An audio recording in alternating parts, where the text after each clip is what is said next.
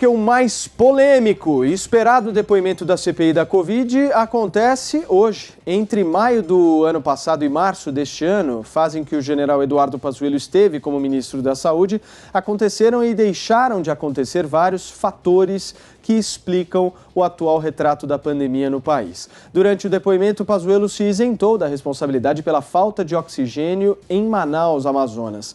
Declarou não ter conhecimento de mau uso da verba federal destinada a estados e municípios. E quando o assunto das negociações com o laboratório Pfizer entrou em questão, teve confusão entre Pazuello e os senadores. Vamos ouvir. Ministro, só um minutinho. Vossa Excelência, ele fez uma pergunta. Não, ele falou uma coisa. Não, mas responda só a pergunta dele, por favor. Mas ele não fez uma pergunta, ele disse, como o senhor não respondeu 7 vezes, quem foi o responsável? Não, a isso resposta foi a primeira. Foi N vezes. Isso foi a primeira. A última pergunta que eu fiz foi o seguinte: quem decidiu por não responder as propostas? Vou responder novamente. As respostas foram respondidas inúmeras vezes na negociação. Nós nunca fechamos a porta. Queremos comprar a Pfizer o tempo todo. O senhor me desculpe, eu acho que o senhor está conduzindo a conversa. Não faça isso. Olha, seu depoimento só pergunta de senador. Seu depoimento aqui é um depoimento esclarecedor. Você pode questionar o relator, mas a pessoa que está sendo ouvida aqui não tem senhor presidente, esse direito. Então deixa ele os só senadores responde as questionar o perguntas relator. aqui. Ele tenta conduzir sim o Não interessa, então depoimento. você fale. Fale você. Eu estou falando. Fale agora. O relator tenta induzir o Pazuello não tem esse direito aqui de fazer isso. Daqui a pouquinho eu trago mais um trecho aqui do que disse o Eduardo Pazuello e também os senadores lá em Brasília hoje. Antes, vamos começar a discutir o que vocês acharam sobre esse depoimento que está acontecendo até agora. Amanda, a expectativa era grande, né? De uma tensão um pouco maior, mas essa tensão até que está um pouco mais light, ou não? Eu não acho que esteja light, Paulo. Eu acho que o ministro Pazuello, pelo menos, conseguiu ser bem treinado nessas 2 semanas que ele conseguiu adiar o seu depoimento. Mas, mesmo assim, ele entrou mentindo compulsivamente nesse trecho que você mostrou, dizendo que o governo sempre quis comprar doses da Pfizer, da vacina da Pfizer. Oi? Como assim? Todo mundo lembra do Bolsonaro dizendo que você tomava essa vacina e não sabia o que podia acontecer, que você podia virar jacaré. A mentira é a arma política deste governo e foi usada hoje sem qualquer pudor pelo depoente ex-ministro Eduardo Pazuello. E a estratégia era uma só: blindar o presidente Bolsonaro, dizendo que nunca recebeu ordem direta dele para nada, nem para vacina, nem para cloroquina. Tá claro porque o Pazuello precisava de um habeas corpus, não era para silenciar, era para poder mentir sem qualquer vergonha, sem qualquer pudor, e não sair preso da CPI. E para isso ele contou com uma tropa de choque reforçada, com a presença do senador Flávio Bolsonaro desde o início da sessão. Eu fiz uma lista das falácias ditas hoje pelo Pazuello, vou pedir até licença para ler algumas delas, porque são muitas, né? É difícil lembrar a lista toda. Ele começou mentindo aí, repetindo que as negociações sempre estiveram abertas com a Pfizer, esse trecho que você mostrou, Paulo, justamente o contrário do que disse o ex-CEO Carlos Murilo na semana passada. Ele falou que enviou 3 propostas da Pfizer com 70 milhões de doses e não recebeu resposta do governo. A mesma coisa disse o ex-secretário de comunicação Fábio Weingarten. Um e-mail havia sido mandado em setembro, não houve resposta por nenhuma das autoridades do governo às quais o e-mail foi endereçada. Ele só tomou iniciativa de responder quando soube, em novembro. O Pazuello afirmou também que o TCU recomendou que não fosse comprada a vacina. O TCU teve que se manifestar durante a CPI, enviando o documento, diz que nunca havia dito isso, nunca fez recomendação nesse sentido. O Pazuello negou que o Bolsonaro tivesse dado ordens para ele não comprar a Coronavac. Ele disse: nunca o presidente mandou eu desfazer qualquer acordo com o Butantan. Ora, na CPI mesmo, depois mostrou-se um vídeo em que o Bolsonaro diz textualmente: mandei cancelar, o presidente sou eu, e chamou de vacina. Logo depois os dois estiveram juntos, o Pazuello disse na ocasião: um manda, o outro obedece. Hoje ele disse que era um jargão simplório colocado para discussões na internet. Sobre o Amazonas, que foi o ponto auge aí da discussão, ele disse que o Amazonas, Manaus, só ficou sem oxigênio 3 dias e foi interrompido pelo senador Eduardo Braga, que é de lá, ex-governador do Amazonas. Diz que o estado ficou pelo menos 20 dias sem oxigênio, que ele mentia descaradamente. Ele disse também que o Ministério da Saúde tinha um plano amplo de testagens, tem 4 milhões de testes encalhados até hoje, 2 milhões desses testes vencem esse mês. Pazuello falou que só comprou 10% das doses da COVAX Facility e não 50%, que era o máximo disponível, porque não tinha previsão do cronograma e era muito caro. Como assim? Quanto vale uma vida na concepção do Pazuello? Não estou entendendo. Até o Eduardo Braga escancarou, porque o Pazuello se vangloriou de nunca ter se encontrado com representantes de empresas farmacêuticas para discutir vacina, só os secretários executivos.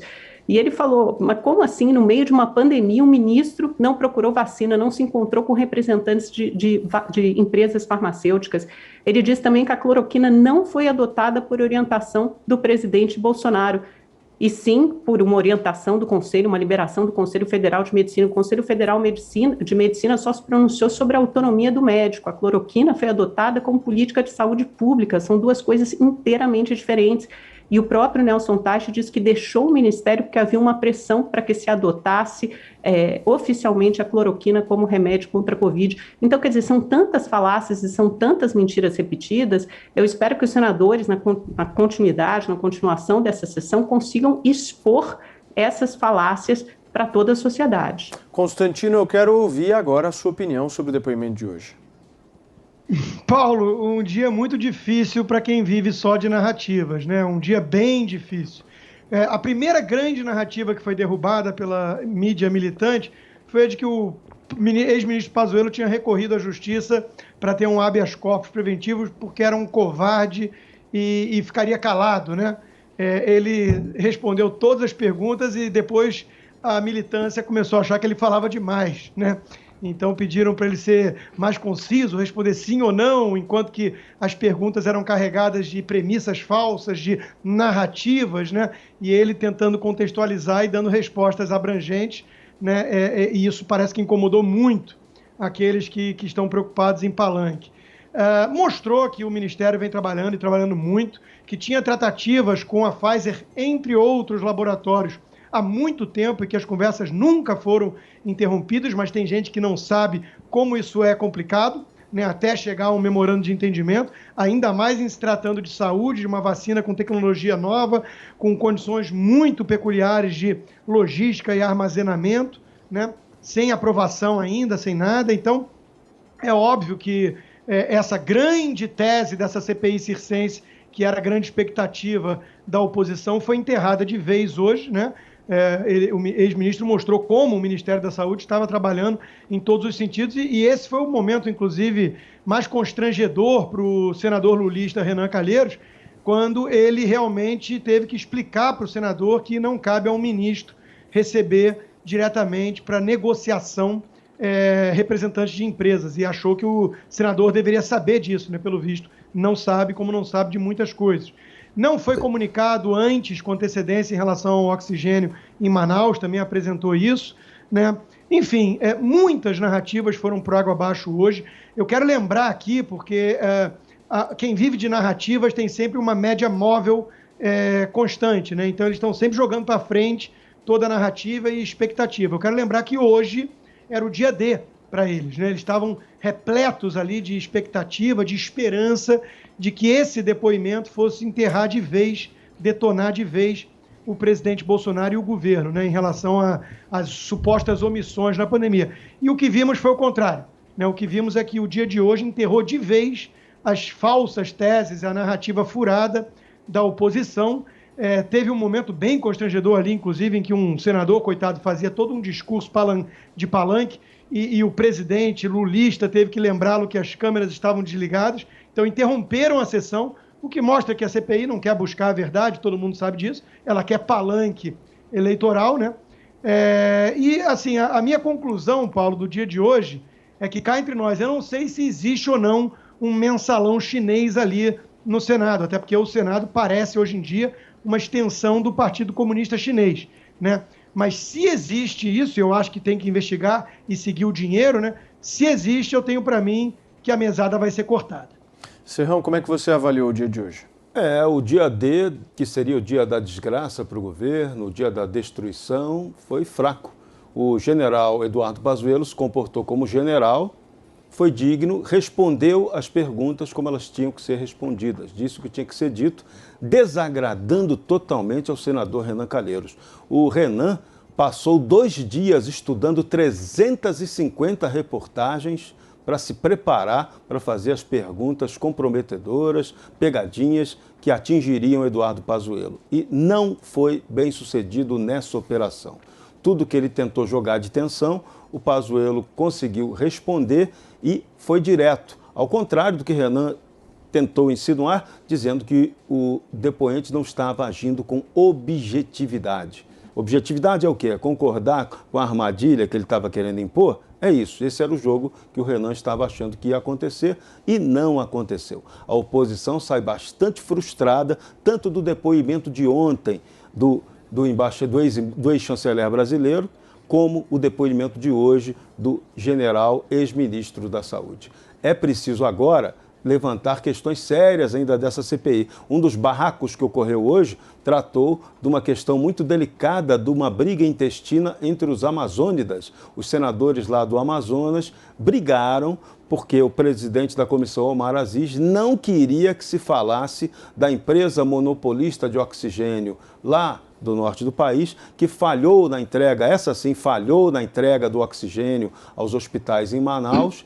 E aí, isso causou problema que gerou a morte das pessoas. Então, o senador Aziz alegou, não, isso aí está em sigilo, então que não era para Eduardo Pazuello falar sobre esse assunto. Esse assunto tem que ser tratado com muita seriedade nessa CPI, embora seja alvo de uma investigação sigilosa do Ministério Público Estadual e Federal lá no Amazonas. Essa questão é muito séria, envolveu vida de pessoas. Então, toda aquela tentativa de impor responsabilidade pelas mortes do Amazonas ao ministro Eduardo Pazuello parece que não funcionou bem. E vamos aguardar o resto, até o final desse depoimento, que vai longe, vai até mais tarde, para que a gente tenha ideia do que realmente o Eduardo Pazuello vai falar e vai terminar de concluir o raciocínio final dessa CPI, para que se possa ter certeza do que é verdade ou inverdade.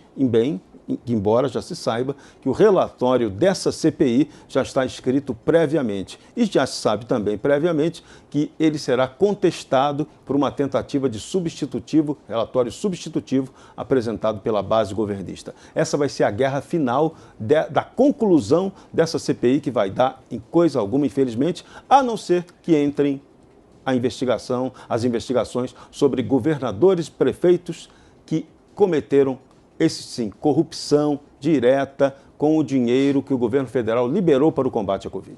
Deixa eu trazer uma informação importante aqui, Constantino, Amanda Klein e Serrão. O ex-ministro Eduardo Pazuello passou mal no depoimento e a sessão teve que ser interrompida. Os senadores Randolfo Rodrigues e Renan Calheiros foram até a imprensa avisar que o ex-ministro passa bem, mas que a sessão, pelo momento, está interrompida. Qualquer informação nova de Brasília a gente vai trazer para vocês ao vivo aqui no nosso 3 em 1. Deixa eu continuar falando aqui sobre o depoimento do ex-ministro da Saúde, Eduardo Pazuello, agora na CPI da Covid-19. Vou trazer um outro trecho aqui. Olha só, quando questionado se teria recebido ordens do presidente Jair Bolsonaro sobre como atuar na pasta, ele foi bem objetivo nas respostas. Vamos conferir. Sua nomeação deu-se sob a condição de cumprimento de alguma ordem específica, como a recomendação de tratamento precoce para a Covid, com cloroquina ou outro medicamento? Em hipótese alguma. O presidente nunca me deu ordens diretas para nada. Com que frequência Vossa Excelência se reunia com o presidente da República durante sua gestão? Menos do que eu gostaria. Tá aí mais um trecho para a gente comentar aqui. Passou mal Amanda Klein no Pazuello hoje? Pois é, Paulo, é muita pressão, né? Quem diz a verdade não deve ficar tão angustiado e ansioso assim. A gente percebe figuras como o ex-secretário Fábio Weingarten, ou então mesmo o ontem ex-chanceler Ernesto Araújo, agora o Eduardo Pazuello, estão tendo que fazer um esforço imenso, né, para omitir, mentir e inverter fatos. Essas duas falas que você acabou de mostrar, esses dois trechos, Paulo, são muito elucidativos. Ele diz que nunca recebeu ordem do presidente para nada durante uma pandemia. Não sei se isso é bom ou se é ruim, ruim, bom, vindo de Bolsonaro, né, que se informa por redes sociais e não pela ciência, isso provavelmente deve ser bom. Agora, em qualquer outro contexto, em qualquer outro país do mundo, o presidente estaria preocupadíssimo com uma pandemia. E aí ele reforça isso quando diz que se reunia com Bolsonaro menos do que gostaria. Você está na mais grave crise sanitária da história no último século, nos últimos 100 anos, e você se reúne com o presidente da República 1 ou 2 vezes por semana. Ora, você deveria falar com o presidente todos os dias, várias vezes por dia, informando das suas ações e pedindo conselhos. Então, assim, há inúmeros os fatos, quando ele fala que não foi avisado com antecedência do colapso da saúde de Manaus, da falta de oxigênio. Tem relatório do TCU, que deve ser votado hoje ou nos próximos dias, apontando falha do Ministério da Saúde na política de comunicação, na testagem, no planejamento financeiro, na garantia de insumos. O Pazuello é investigado por ações e omissões a pedido da Procuradoria-Geral da República. Quando ele perdeu o cargo no Ministério, isso desceu para a primeira instância. A White Martins apresentou e-mails, esses e-mails já foram revelados, publicados pela imprensa, enviados ao Ministério da Saúde, alertando sobre a falta de oxigênio e pedindo ajuda logística de transporte. Tem até um ofício do próprio Ministério da Saúde dizendo que o Pazuello tomou conhecimento sobre esse e-mail no dia 8 de janeiro. Oxigênio falta em Manaus no dia 14, né? No dia 11 houve uma reunião presencial do ministro da Saúde com representantes da White Martins. Durante a CPI, os senadores também confrontam o Pazuello com um telefonema que ele teria recebido no dia 7 de janeiro do secretário de Saúde do Amazonas, também alertando sobre a falta de oxigênio.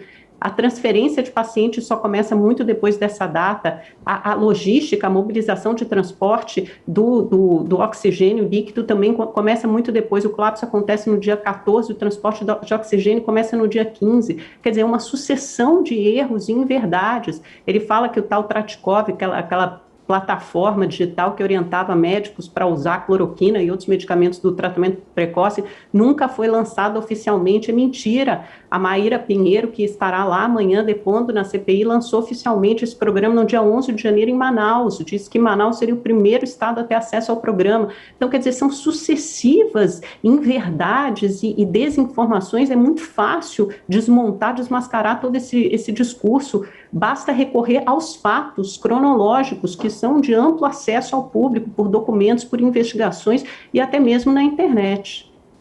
Muito bem. Constantino, o Pazuello quase desmaiou. O negócio foi sério por ali. Pois é, eu presto minha solidariedade a ele e faço uma análise diferente e muito simples aqui, né? Normalmente, pessoas sérias passam mal e ficam com o estômago embrulhado quando são atacadas, difamadas, julgadas ou pré-julgadas por vagabundos, né? Por cúmplices de bandido. Então, isso aí, eu presto, inclusive, solidariedade ao ex-ministro, porque eu sei, eu imagino e sei que não é fácil, né, esse tipo de coisa. Você está diante de pessoas canalhas, sem nenhum compromisso com a verdade, e você tem que ficar rebatendo esse tipo de coisa. Eu quero mostrar aqui 3 exemplos para reforçar só a minha análise inicial de que foi uma ducha de água fria nos oposicionistas, né? E eu vou usar a mídia, né? Vou usar representante da mídia. O primeiro foi o Ricardo Noblat. O Ricardo Noblat, ele escreveu: para quem ia ficar calado, não para de falar. Claramente incomodado com o fato de que o ministro, em vez de se mostrar acovardado, né, ele esclareceu e prestou todos os esclarecimentos para todas as perguntas, até demais, como eu já disse. A outra foi a Vera Magalhães, né, da TV Dória, como eu chamo a TV Cultura hoje. Ela, numa diferença de poucos minutos, ela analisou que havia uma estratégia muito inteligente, me pareceu ali, né, na análise dela, do relator e do presidente lulistas em relação a deixar o depoente falar para ele se enrolar. E poucos minutos depois ela concluiu que o relator estava mal assessorado, porque as perguntas eram muito ruins, né? Então isso mostra o grau de decepção de quem tinha uma expectativa e de que viu outra realidade e nem ela conseguiu mascarar. E por fim, o Carlos Andreasa, do Globo, né, e da CBN, que adotou uma narrativa, deve ter método isso, muito parecida, inclusive, com a de senadores lulistas, de que o Pazuello tinha acabado de dizer que não leva Bolsonaro a sério. Eu vi, por acaso, esse trecho ao vivo, e não foi em absoluto o que o ministro disse, o ex-ministro. Então eu uso isso como exemplo de como há distorções por parte de uma mídia que se mostra cada vez mais militante e partido de oposição. Né? O que o ministro disse foi muito claro. Ele falou, uma coisa é tweet do presidente, é o jogo político, são as imagens lá dele. Outra coisa são as ordens, né? Os despachos com ordens para o ministério. Foi isso que ele disse. Foi apenas isso. Né? Inclusive, a senadora tentou desviá-lo para essa direção que o editor e jornalista Carlos Andreasa levou, né? Ela tentou guiá-lo para esse destino, né? Escorregadio. E ele interrompeu e disse, não foi isso que eu disse. Então, veja, Paulo, como a mídia está desesperada porque cada dia perde suas narrativas.